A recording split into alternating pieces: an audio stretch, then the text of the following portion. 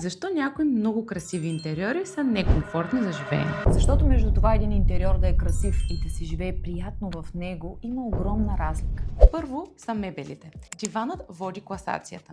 Има много красиви и много скъпи дивани, които обаче са твърди като камък. Осветлението. Това може би е най-подценяваният елемент в един интериор. Виждали сме интериори с страшно скъпи мебели, изключително скъпи материали, които са заложени вътре, а вечер изглеждат като чакалня в административна сграда от соца. Една лампа в центъра на стаята не е осветителна концепция. Доброто осветление има слоеве.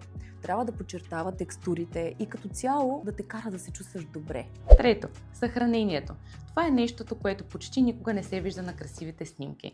Там никога няма зимни якета, няма куфари, няма детски играчки, а нито пък коледна украса. Но в реалния живот всичко това съществува. Защото ако не е предвидено достатъчно място за съхранение, дори най-красивият дом след една седмица ще бъде разхвърлен.